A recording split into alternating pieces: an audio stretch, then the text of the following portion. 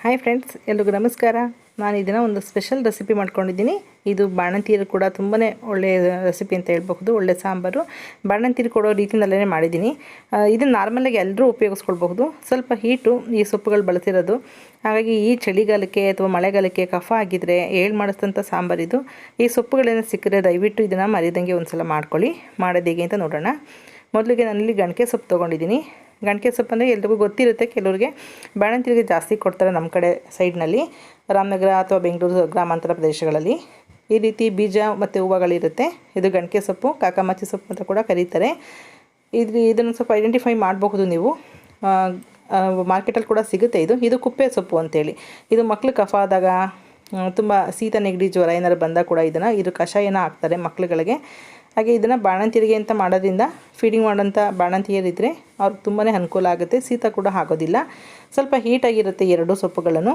ಎರಡನ್ನೂ ಉಪಯೋಗಿಸ್ಕೊಂಡು ನಾನಿಲ್ಲಿ ಸೊಪ್ಪು ಸಾಂಬಾರು ಮಾಡ್ತಾಯಿದ್ದೀನಿ. ಯಾವುದೇ ಬೇಳೆಗಳನ್ನ ಹಾಕ್ತಾಯಿಲ್ಲ ಇಲ್ಲಿ ನಾನು. ಮೊದಲಿಗೆ ಒಂದು 1/4 ಲೀಟ್ರಿಗಿಂತ ಸ್ವಲ್ಪ ಜಾಸ್ತಿ ಅಥವಾ 1/4 ಲೀಟ್ರಷ್ಟು ನೀರನ್ನ ಹಾಕ್ಕೊಂಡು ಸೊಪ್ಪನ್ನ ಒಂದು 2-3 ಸಲ ಸ್ವಲ್ಪ ಉಪ್ಪಾಕಿ ನೆನೆಸಿ ಒಂದು 2 ಸಲ ತೊಳೆದಿಟ್ಕೊಂಡಿದ್ದೀನಿ. ಸ್ವಲ್ಪನೇ ನೀರು ಹಾಕ್ಕೊಂಡ್ರೆ ಸಾಕು. ನಾನಿಲ್ಲಿ ಬೇಯಿಸಿ ಸುರಿತಾ ಇಲ್ಲ, ಯಾಕೆಂದರೆ ಈ ಸೊಪ್ಪಿನ ಗುಣನೇ ಸ್ವಲ್ಪ ಕಹಿ ಇರುತ್ತೆ. ಹಾಗಾಗಿ ಈ ಸೊಪ್ಪಿನ ಆ ಗುಣದಿಂದನೇ ಈ ಸೊಪ್ಪನ್ನ ತಿನ್ನೋದ್ರಿಂದ ಬೇಯಿಸಿ ಸುರಿದ್ರೆ ಸಾರಾಂಶ ಹೊಟ್ಟೋಗುತ್ತೆ. ಹಾಗಾಗಿ ಸ್ವಲ್ಪ ನೀರು ಹಾಕ್ಬಿಟ್ಟು ಇದನ್ನು ಈ ರೀತಿ ಕುಕ್ಕರ್ನಲ್ಲೆಲ್ಲ ಬೇಯಿಸ್ಕೊಳ್ಳೋದು ಬೇಡ. ನೀರು ಸ್ವಲ್ಪ ಡ್ರೈ ಆಗೋಷ್ಟು ಒಂದು 5-7 ನಿಮಿಷ ಅಥವಾ 8 ನಿಮಿಷದಷ್ಟು ಇದನ್ನು ಬೇಯಿಸ್ಕೊಂಡ್ರೆ ಮೀಡಿಯಮ್ ಫ್ಲೇಮ್ನಲ್ಲಿ ಸಾಕಾಗುತ್ತೆ.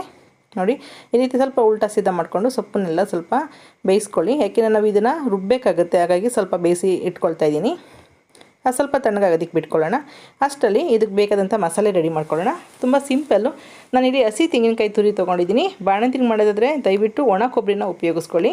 ಅರ್ಧ ಈರುಳ್ಳಿನಲ್ಲಿ 1/4 ಭಾಗ ಅಷ್ಟೇ ಈರುಳ್ಳಿನ ರುಬ್ಬಕ್ಕೆ ಹಾಕ್ಕೊಳ್ತಿದ್ದೀನಿ. 1 ಗೆಡ್ಡೆ ಬೆಳ್ಳುಳ್ಳಿ ಒಗ್ಗರಣೆಗೆ, ಇನ್ನೊಂದು ಗೆಡ್ಡೆ ಬೆಳ್ಳುಳ್ಳಿನ ರುಬ್ಬೋದಕ್ಕೆ ಉಪಯೋಗಿಸ್ಕೊಳ್ತಾ ಇದ್ದೀನಿ.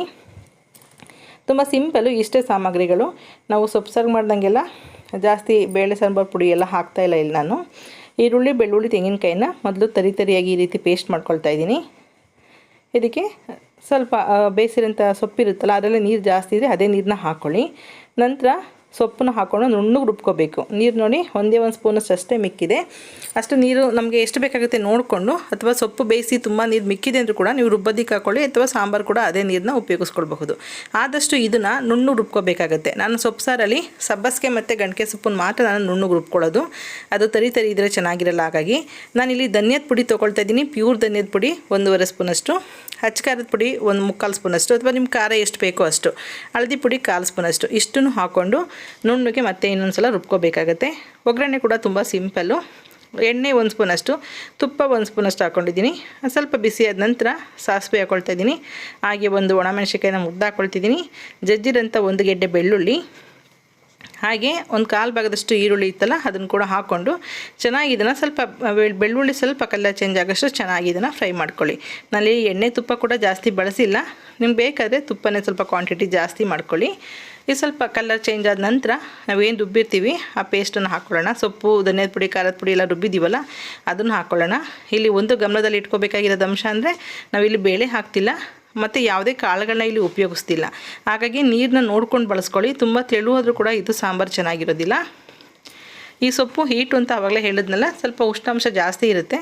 ಹಾಗಾಗಿ ಇದಕ್ಕೆ ಒಂದು ಪದಾರ್ಥನ ಸೇರಿಸೋದ್ರಿಂದ ಈಕ್ವಲ್ ಆಗುತ್ತೆ ಸಾಂಬಾರು. ಉಷ್ಣನೂ ಆಗಲ್ಲ, ಶೀತನೂ ಆಗಲ್ಲ. ಅದೇನೆಂದರೆ ಹಾಲು. ಈ ಹಾಲನ್ನು ಸ್ವಲ್ಪ ಗಟ್ಟಿ ಇರೋಂಥ ಹಾಲನ್ನೇ ಕಾಯಿಸ್ಕೊಂಡು ಇದನ್ನು ಕೊನೆಯಲ್ಲಿ ಉಪಯೋಗಿಸ್ಕೋಬೇಕಾಗತ್ತೆ. ಉಪ್ಪು ಹಾಕಿ ಚೆನ್ನಾಗಿ ಒಂದು 2-3 ನಿಮಿಷ ಅಥವಾ ಒಂದು 5 ನಿಮಿಷದಷ್ಟು ಕುದಿಸಿದ್ರೆ ಸಾಂಬಾರು ರೆಡಿ ಆಗಿದೆ. ಈಗ ಹಾಲು ಕೂಡ ಕೆನೆ ಬರಿತ ಹಾಲನ್ನೇ ಕಾಯಿಸ್ಕೊಳ್ತಾ ಇದ್ದೀನಿ. ಕಾಯಿಸಿನೇ ನಂತರ ನೀವು ಸಾಂಬಾರ್ಗೆ ಹಾಕ್ಕೋಬೇಕು. ಈಗ ಸಾಂಬಾರು ಏನಿದೆ ಇಷ್ಟನ್ನು ಉಪಯೋಗಿಸಲ್ಲ ನೀವು ಅನ್ನೋದಾದರೆ, ಈ ಹಾಲು ಹಾಕೋದಕ್ಕಿಂತ ಮುಂಚೆನೇ ಸಾಂಬಾರನ್ನ ಎತ್ತಿಟ್ಕೊಳ್ಳಿ. ಅದನ್ನು ನೀವು ಒಂದು 2 ದಿನ 3 ದಿನ ತನಕ ಸ್ಟೋರ್ ಮಾಡ್ಕೊಳ್ಬಹುದು. ಚೆನ್ನಾಗಿ ಕುದಿಸಿ ಹಾರಿಸಿದ್ರೆ ಗಟ್ಟಿಯಾಗಿರುತ್ತಲ್ಲ, ಅದನ್ನು ನೀವು ಚಪಾತಿಗೆ, ಅನ್ನಕ್ಕೆ, ಮುದ್ದೆಗೆ ಎಲ್ಲದಕ್ಕೂ ಉಪಯೋಗಿಸ್ಕೊಳ್ಬಹುದು. ನೀವು ಯಾವಾಗ ಊಟ ಮಾಡ್ತೀರಾ ಆವಾಗ ಮಾತ್ರ ಸಾಂಬಾರನ್ನ ಬಿಸಿ ಮಾಡಿ ಈ ರೀತಿ ಹಾಲನ್ನ ಮಿಕ್ಸ್ ಮಾಡ್ಕೊಳ್ಳಿ.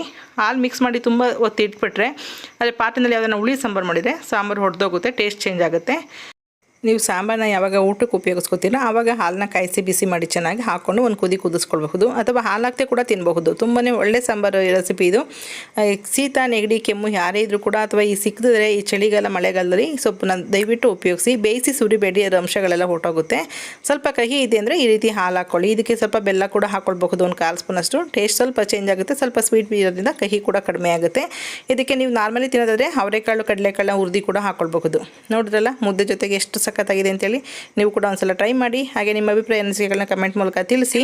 ಈ ವಿಡಿಯೋ ನೋಡಿದ್ದಕ್ಕೆ ನಿಮ್ಮೆಲ್ಲರಿಗೂ ಧನ್ಯವಾದಗಳು. Okay bye, thank you.